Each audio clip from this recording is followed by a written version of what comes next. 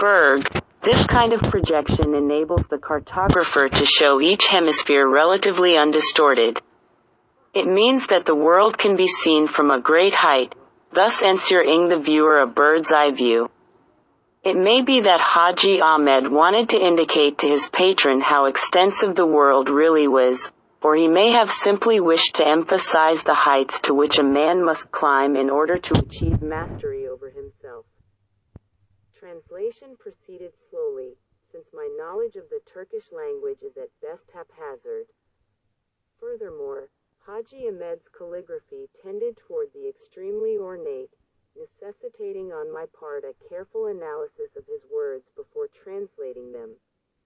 The map was surrounded by a series of drawings depicting celestial hemispheres that revealed the principal constellations popular among navigators.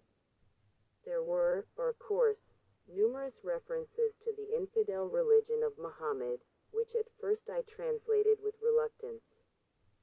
Nonetheless, Haji Ahmed's turn of mind began to intrigue me. He was particularly attracted to the New World of the Americas. Peru he considered not a fertile kingdom. Of Mexico he informs us that its principal exports are gold and silver.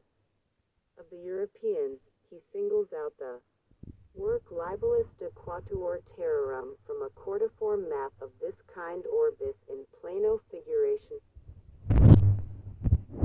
.org. L.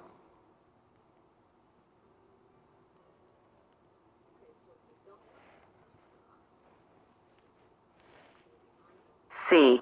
953. Blah Mars were the Vicky. Murakushsociety.org.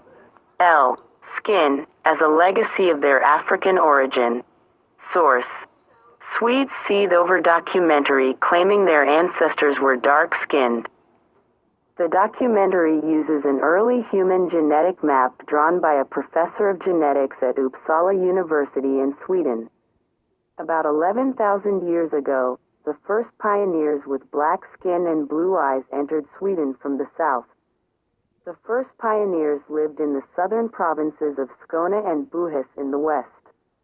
They learned to use marine resources through constant attempts. These netizen statements have traces to follow. After the outbreak of the European refugee crisis, 163,000 people, mostly from Africa and the Middle East, flooded into Sweden in 2015 alone, making Sweden the largest per capita recipient of refugees in the EU countries. Source 37. Who see him as the prophet's spiritual heir. The use of Ali does suggest a Shia connection, says Amir de Martino, program leader of Islamic studies at the Islamic College in London. Inscriptions on the ceiling of an Alevi mausoleum in Bulgaria feature, on the right, the names Allah, Muhammad and Ali written in legible, simple Arabic, while on the left there is a blue mystic pattern with the three names interlocked. The names Allah and Ali are often represented in enigmatic patterns inside the tombs and books of mystical Shia sects such as the Alevis and Bektashis to this day, but always they are accompanied by the name Muhammad. These can sometimes include mirrored script. Source. Why did Vikings have Allah embroidered into funeral clothes? The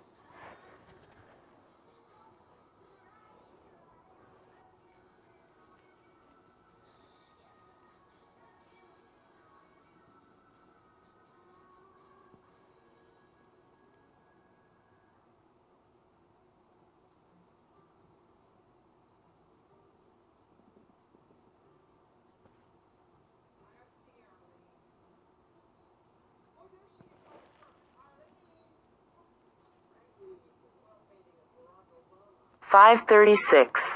Negro. 2 of 6. Kon-Tiki and the language.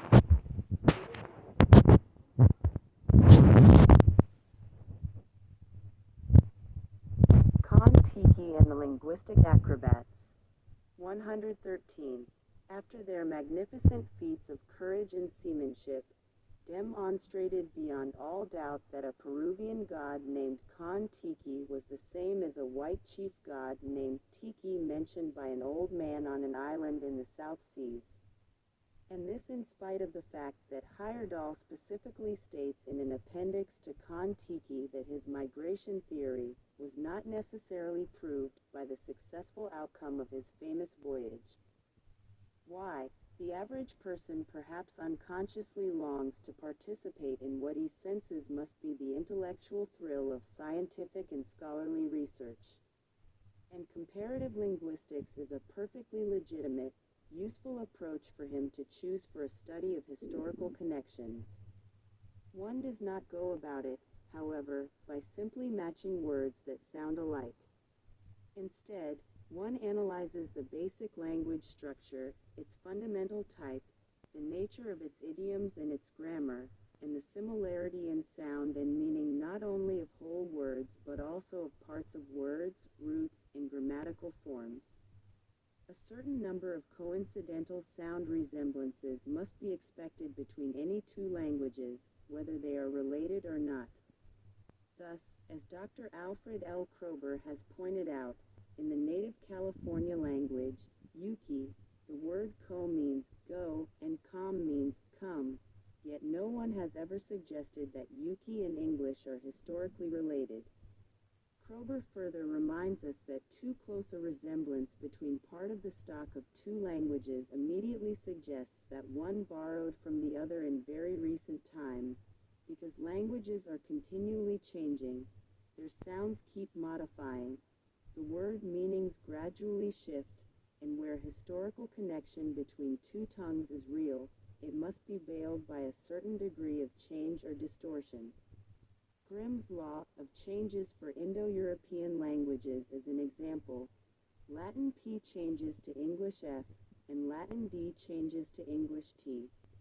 Ped becomes foot, pater becomes father, and, further, before one can assume historical connection between two peoples whose languages seem similar, one must also investigate possibilities of various cultural processes like convergence, parallel development, secondary assimilation of form, and 114. Kon-Tiki and the linguistic. Kon-Tiki and the linguistic.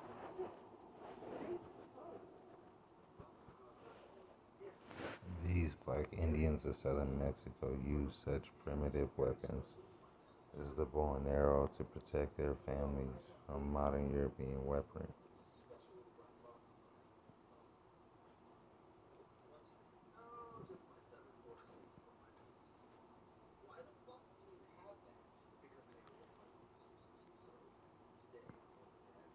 Whose names both upon classic and biblical authorities designate not only the nations but peculiar priestly castes initiated entirely devoted to the sciences and astrology and magic held sacred in all ages.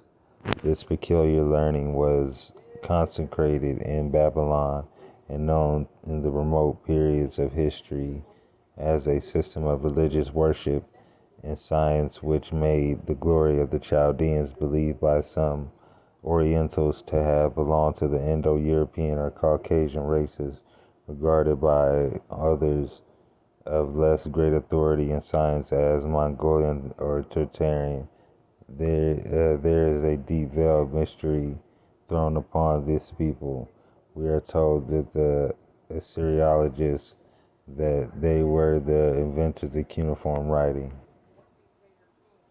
but we know that's a lie.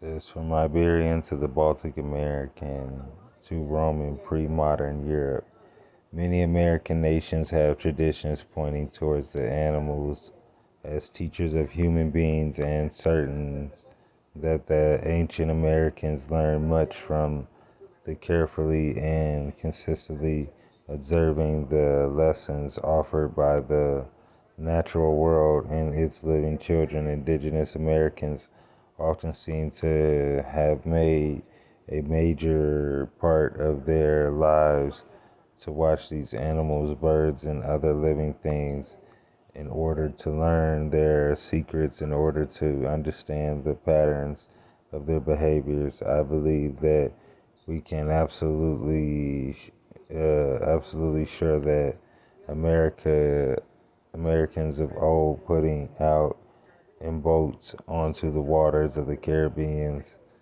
off the mouth of the Amazon to Florida Straits and the Gulf Stream. Farther north would have studied the moving rivers, which infinite care would have in fact mapped out a precise movement of the currents and the winds and extreme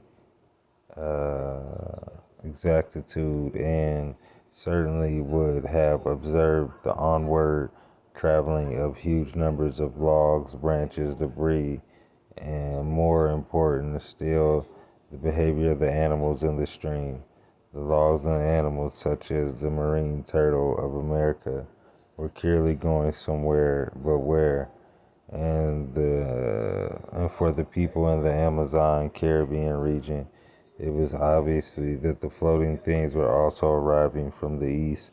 Certainly, there were rivers and oceans that formed great circles and ongoing and returning. But the turtles of America waters are especially important, particularly that the great lechy turtle one was washed ashore as Herlick North Wales in 1988, weighing 2,106 pounds and measuring about 10 feet in length and 9 feet across in the span of about its front flippers. That's a big ass fucking turtle.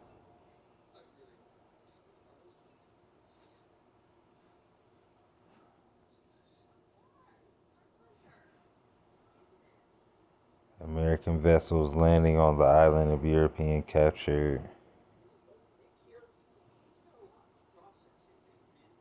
by Ditry Butch American Das. I can't read his last name. The answer is that to learn about the islands of their exact geographical location from Americans on Haiti. In Colon's diary, he refers to several times to the island of Caribs, and then he has learned that the island of Caribs and the Martinino there was much copper, and that from their Caribs in the island were visible, that he had decided to go to it since it was on the way, and that the island of the Martinino, which he says was populated entirely by women without men, to see both and to capture. He says some of them then for use came up to his ship. Did you see there was already a fort built in this picture? A star fort built up, mound fort.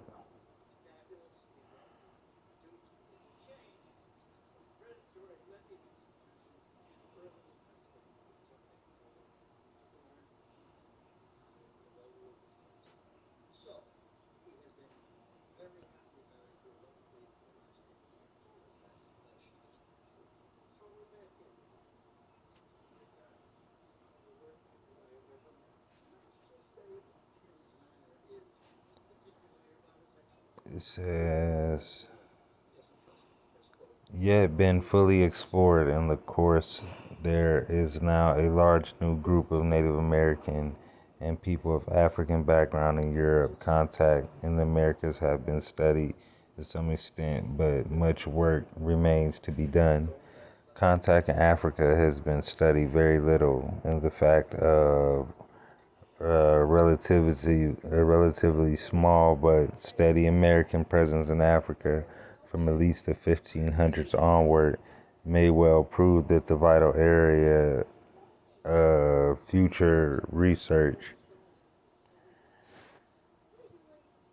since one would expect to find Native American culture influence in the regions such as Angola, Zaire, Ghana, Guyana, Cape Verde especially.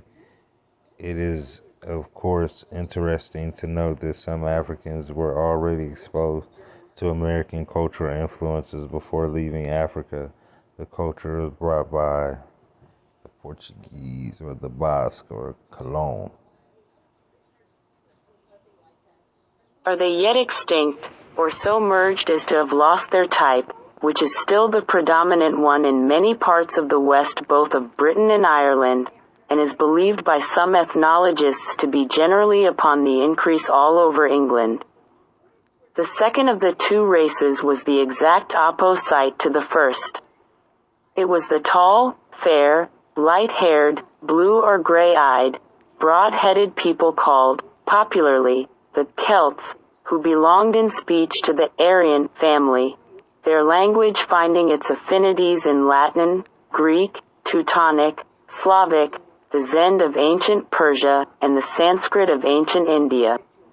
Its original home was probably somewhere in Central Europe, along the course of the upper Danube, or in the region of the Alps.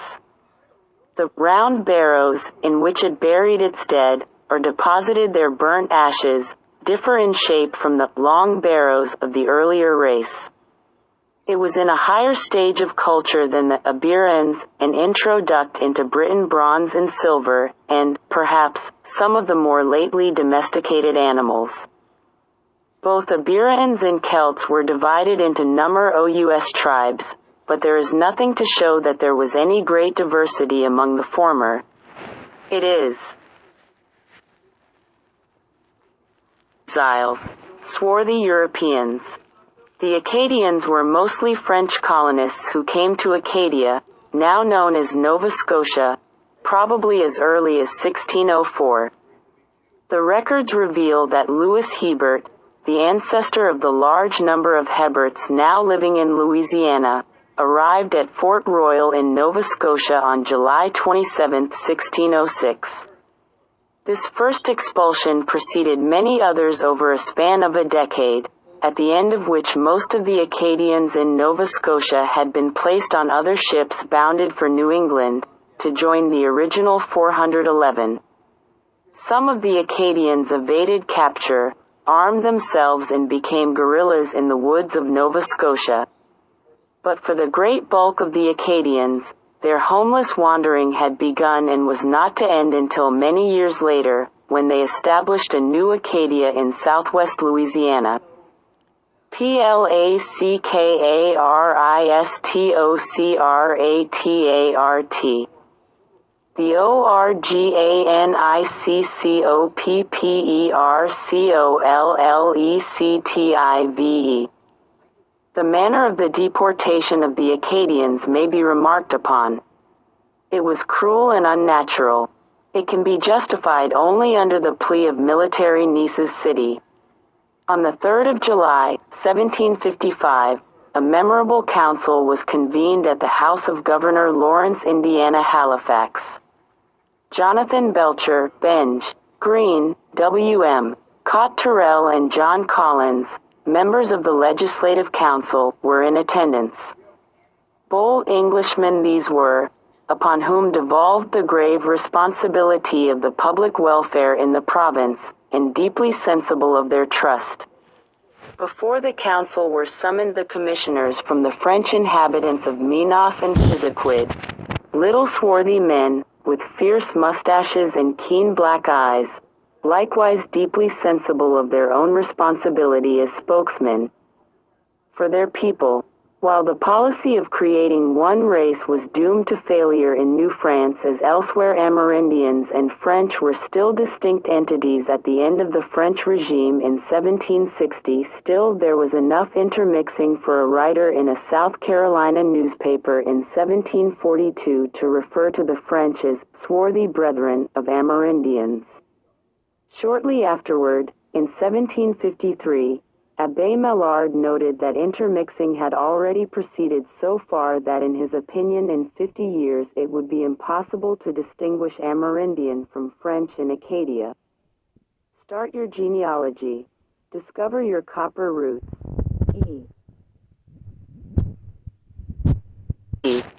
T is strange that the Queen of Sheba should have come down to us as a sex goddess, for what the biblical writers thought worth mentioning about her was her intellectuality.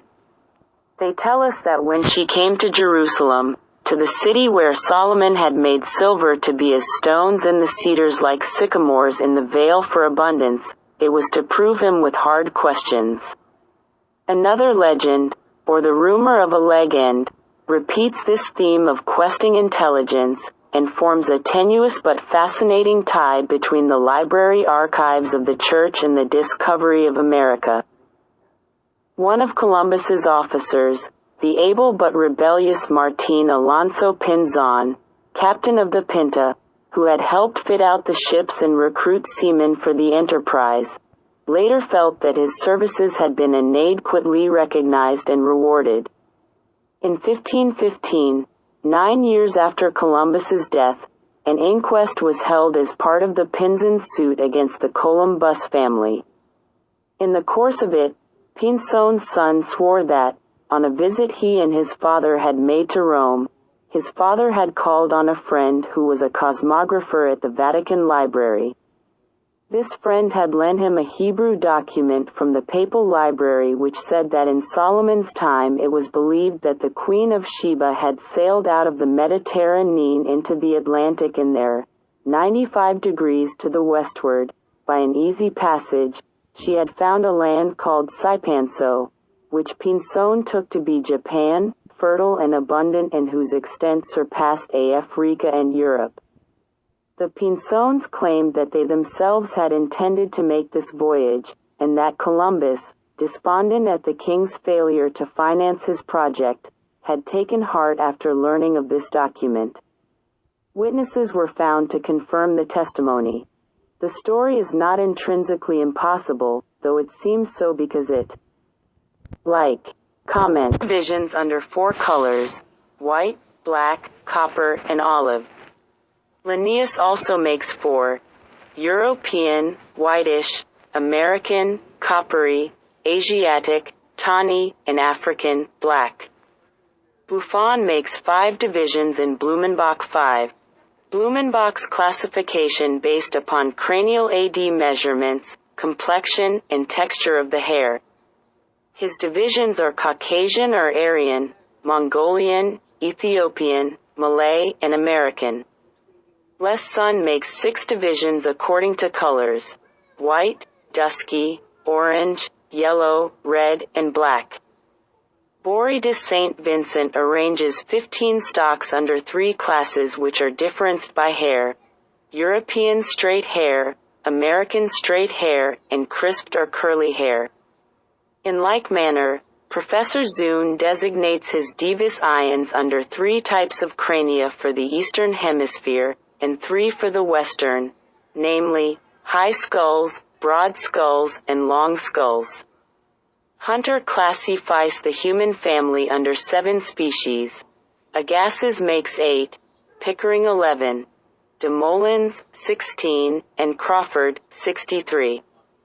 Dr. Latham, considered by many the chief exponent of the science of ethnology in England, classifies the different races under 3 primary divisions, namely, Mongolidae, Atlantida, and Japetida. Pritchard makes 3 principal types of cranial conformation, wide proximity to Ethiopia in the vague geographical imagination of medieval Europe. As the centuries passed, the continental realm of this confused geography has ancient and honorable roots. The first verse of the Book of Esther describes the realm of the Persian king Ahasuerus, whose palace also was at Susa, as extending from India even unto Ethiopia. In Greek and Roman authors there is a similar vagueness about a vast region taken in by terms like India and Ethiopia, the latter even in its narrowest sense comprising a much larger area than present-day Ethiopia, and beginning just south of the first cataract of the Nile, and about its relationship with the better-known Persia. In the apocryphal Acts of St. Thomas, the apostle moves easily between Persia and India. Starting roughly with the 5th century apocryphal writer, the Pseudo-Abdias, who described the exploits of the apostles Thomas, Bartholomew, and Matthew in each of the 3 Indias, this latter concept became a standard one in the Middle Ages. One of the 3 Indias faced Ethiopia. According to the Pseudo-Abdias, the Sekond faced Persia, and the 3rd occupied the ends of the earth, between the ocean and the realm of darkness. The third became especially fruitful for the geographical imagination, the region of untold islands in which the plural term, Indias, etymologically one and the same as Indies, came to rest for once and for all. There. One front cover William Gershom Collingwood. There are turning hither to our shore lithe keels, ring stags, ships, with long sail yards, many shields, shaven oars, a noble sea levy, merry warriors. 15 companies are coming ashore, but out in Son there lie 7,000 more. There lie here in the dock off Cliff Hold surf deer, ships, swart black and gold adorned. There is by far the most of their host. Helga Lay, I. 197 to 206. Source: Scandinavian Britain by William Gershom Collingwood, 1908. Thorfinn Karlsefni. There was a man hight Thorvard. He married Freydis, a natural daughter of Eric the Red. He went 219.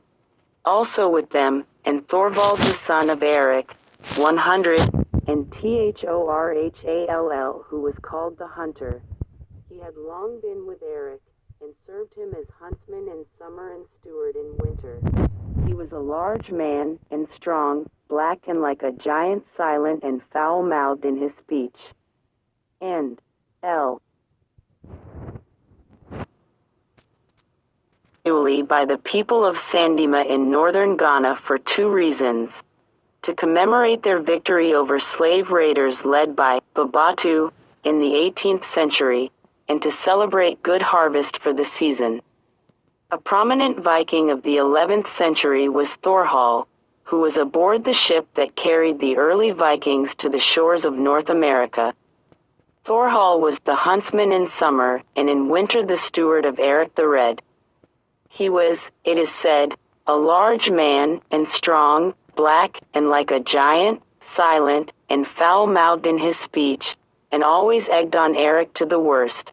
He was a bad Christian. Another Viking, more notable than Thorhall, was Earl Thorfinn, the most distinguished of all the earls in the islands.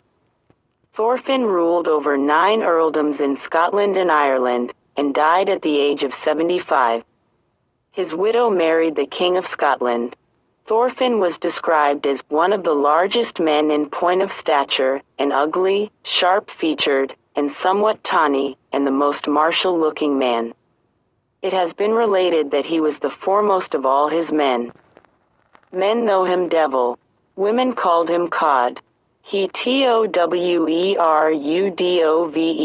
all. In and might ace of Barraigsm.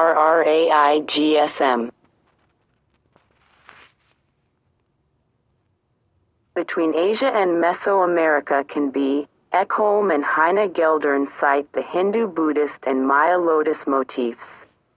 In both we find the unusual custom of featuring the root-like stalk or rhizome which in the real plant grows horizontally underwater or deeply buried in mud, instead of the flowers or leaves themselves, which rise above the surface on their own stalks. In both, the lotus plant is often used as a kind of imaginary landscape animated by human figures, the latter frequently.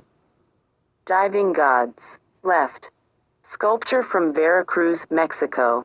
After G. F. Ekholm, illustrated by J. Imboloni. Right. Balinese manuscript. Shown in a reclining position holding on to the rhizome. In India, the rhizome emerges from the mouths of sea monsters with fish-like bodies at both ends of the lotus plant. In Yucatan, stylized fish occupy these same positions. And in both, the lotus panels serve as borders to larger and more important portions of the relief sculptures. Heine Geldern.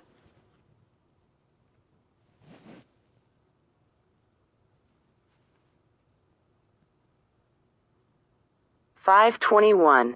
Negro. One of 6 less than greater than. Pacific by storms and ocean currents. They feel sure that some kind of two-way traffic between Southeast Asia and America. Men out of Asia 95. must have taken place by ships capable of carrying sailors and merchants, neither of whom we could expect to have been accomplished architects and sculptors or experts in cosmology, cow lore, and similar fields. There is little doubt that ships and navigation were sufficiently advanced for oceanic crossings at that time. The authors cite several examples of 2nd to 4th century ships capable of making the voyage. Around AD 400, a Chinese Buddhist returned from India, directly across the ocean from Ceylon to Java, in a ship carrying more than 200 sailors and merchants, a much larger vessel than the ships of Columbus and the early Spanish explorers. Arnold and Frost suggest the most likely itinerary that would have brought early Buddhists to America. They followed the course of the current to America and would be thrown on the coast where it struck in its greatest force.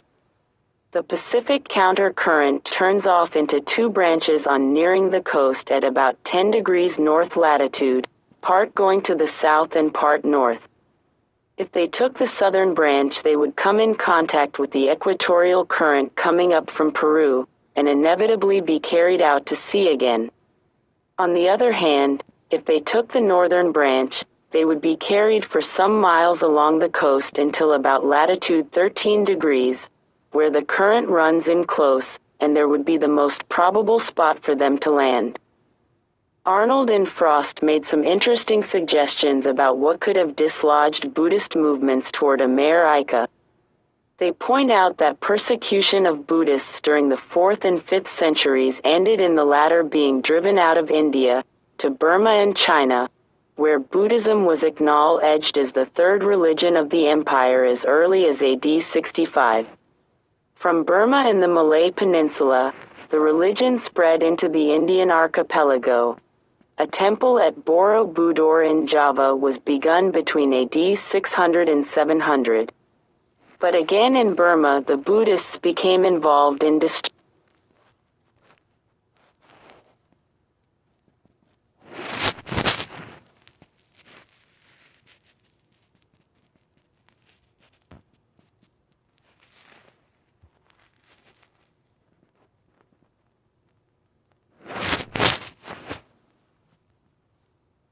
Arnold and Frost suggest that probably about the 8th CEN.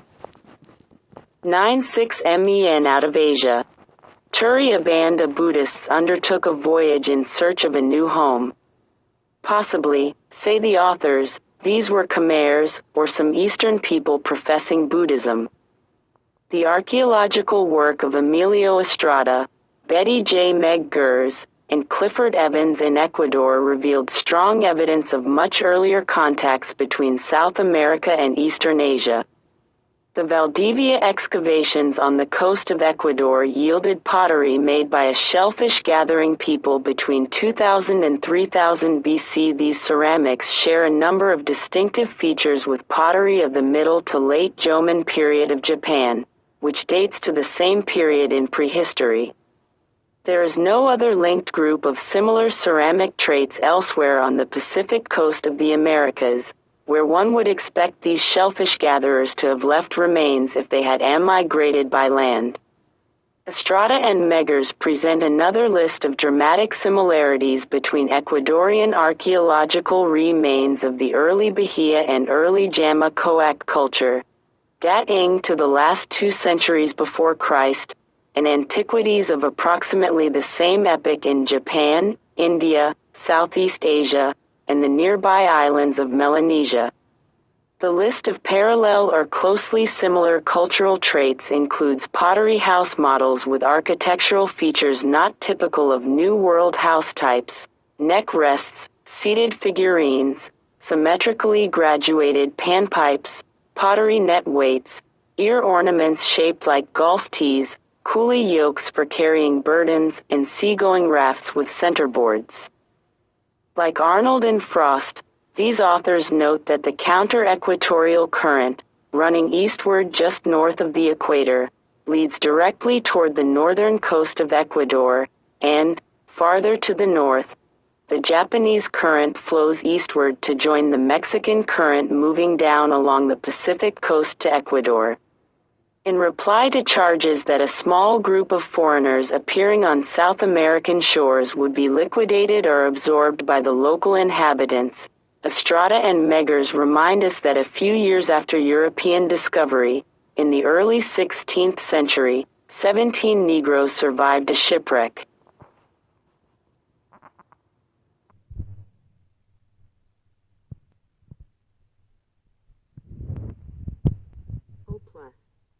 Archive.org. 749. X. Return now.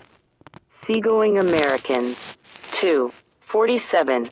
Are no longer made so frequently due to fewer first-hand written sources, greater familiarity with native cultures, and an overwhelming preoccupation with slave raiding and military conquest. Exceptions will be noted below. Colon also frequently referred to the great numbers of canoas that were seen. In the Trinidad Gulf of Paria region, he reports that there came again an infinity of canoes loaded with people. On other occasions, he referred to up to 120 boats in one place and to the numberless canoes of the Caribs. 10. The Caribbean natives also had boat sheds and ports from which to land and unload cargo, all of which indicates the high development of maritime activity. On November 27, Colon saw a handsome dugout, or American maritime warfare as imagined by a European artist. Das dritte Thiel, in De Bry, America 1590, Munich, Verlag Conrad Kolbel, 1970, live. 40.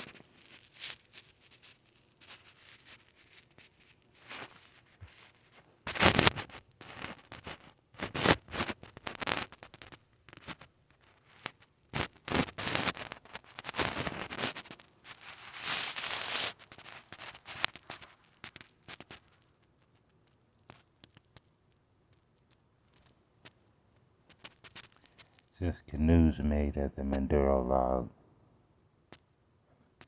as big as a fusta or 12 rowing benches drawn up under the shelter shed made of wood covering with a big palm leaf so that neither sun nor water could damage it.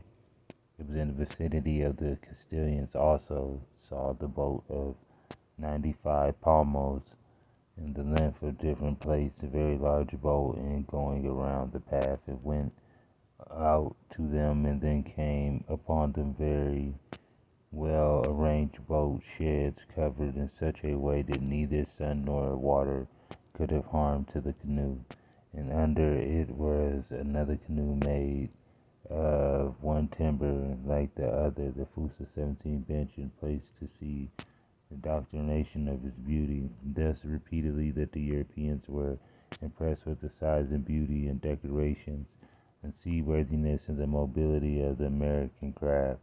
Of course, the greater number of boats would not seen by Colon, since he was only succeeded in visiting the parts of Cuban and Haitian coasts and a few other islands. Many boats were probably out of sight and kept out of sight, and thus we do not know from 1492 a lot of details about how people were seated, how cargo was stored, about how to use the sails or masts, or so on.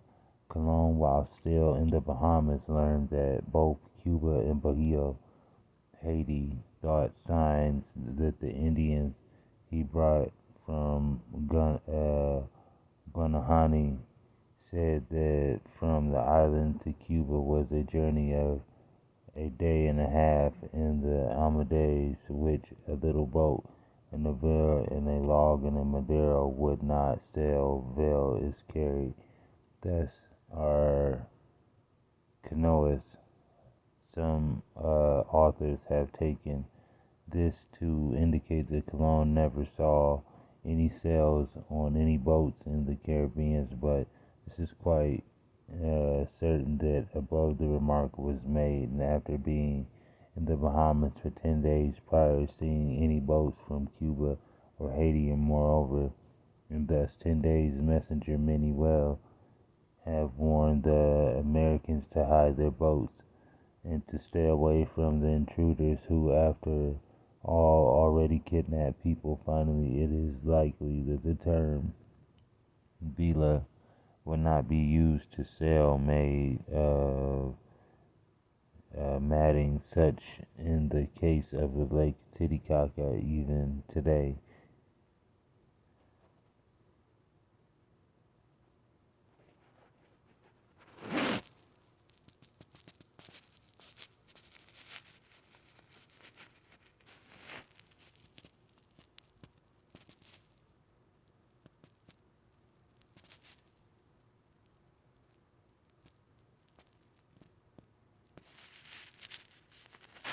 A Journey Back to My Indigenous Roots by Zakaya Hayata Nashoba. It said Neanderthal Lady. 1982, Texas Highway Department archaeological uncovered the skeleton of a prehistoric human female at the Wilson Leonard Bushy Creek site. Because of the proximity of the grave site to the town of Leander, the skeleton became known as the Neanderthal. Carbon testing indicated that the woman lived 10,000 to 13,000 years ago. She was about 30 years old, and at the time of death, she measured 5'3" in height, and as one of the earliest intact burials uncovered in the United States and a site of variable sources and information on the nation and prehistoric past. This is the reconstruction and founded in Texas by Professor Denise Lee.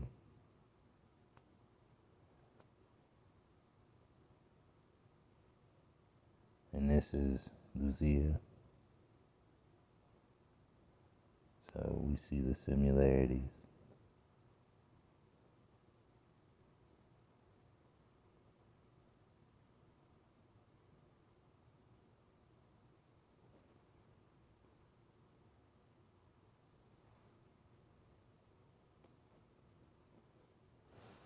We just seen Naya a couple seconds ago.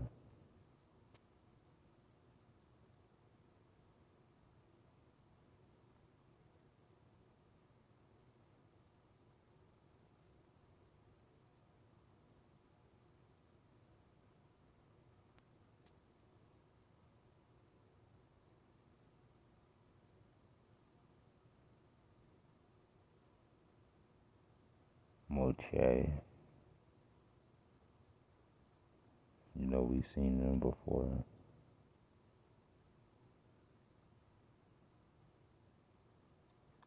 Was the primitive man in America a Negro? This answer to a question leans to affirmative and denounce centuries to cover the primitive histories of America with a impenetrable. I want to get into this, but we're going to come back.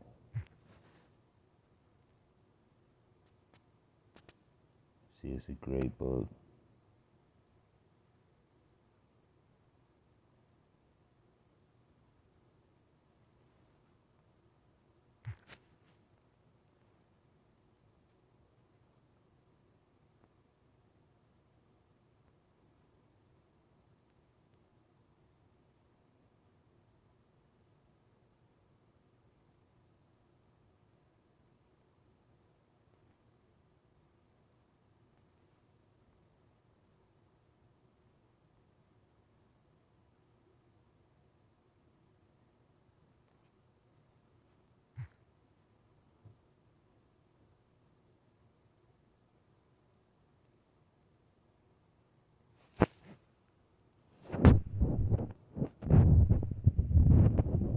I find this interesting when you look at gullah cultures.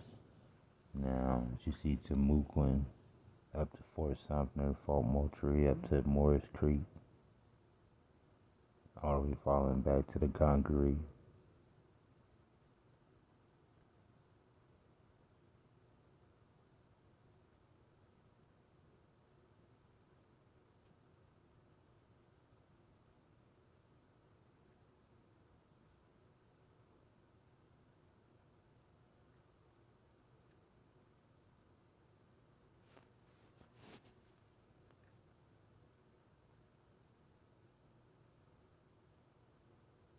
We got Fusang. If you look underneath, it says Colombia de Chinas.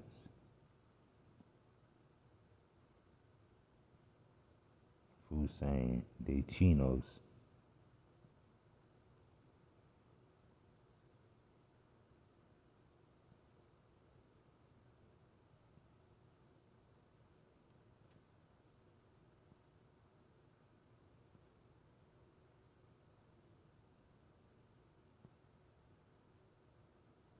Alright, y'all. You know what I'm saying? We got this one knocked out. We gonna come back and we gonna tap in with another one.